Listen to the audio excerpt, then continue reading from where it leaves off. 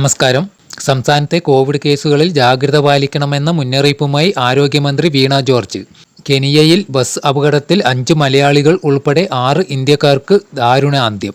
നിയമവിരുദ്ധ കുടിയേറ്റവും വിസ ദുരുപയോഗവും അനുവദിക്കില്ല. ഇന്ത്യൻ വിദ്യാർത്ഥിയെ വിലങ്ങണിയിച്ച സംഭവത്തിൽ US എംബസി. സിദ്ധരാമയ്യ പ്രതിയായ മോഡ ഭൂമി അഴിമതി കേസിൽ 100 കോടി മൂല്യം വരുന്ന 92 വസ്തുക്കൾ ED കണ്ടുകെട്ടി. ഇന്ത്യയിലെ ദാരിദ്ര്യനിരക്ക് കുറയുന്നു എന്ന് SBI പഠനം. 2023 5.3%, 2024 4.6% എന്ന് കണക്ക്. ഗതാഗത മന്ത്രി വിളിച്ചപ്പോൾ ഫോൺ എടുക്കാത്തതിൽ KSRTC കൺട്രോൾ റൂമിലെ ജീവനക്കാർക്കെതിരെ നടപടി. 9 കണ്ടക്ടർമാരെ സ്ഥലം മാറ്റി. വിളിച്ചാൽ ഫോൺ എടുക്കുന്നില്ലെന്ന പരാതി കൂടിയപ്പോഴാണ് മന്ത്രി വിളിച്ച് പരിശോധിച്ചത്. അഴിക്കലിന് സമീപം അറബിക്കടലിൽ തീപിടിച്ച കപ്പലിലെ തീ അണയ്ക്കാൻ കഴിഞ്ഞില്ല. നിയന്ത്രണമില്ലാതെ ഒഴുകുന്ന കപ്പൽ ചരിയാൻ തുടങ്ങി.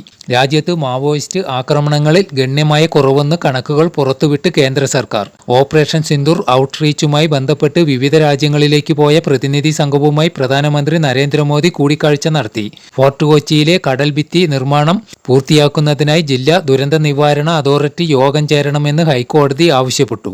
News desk 2020 news.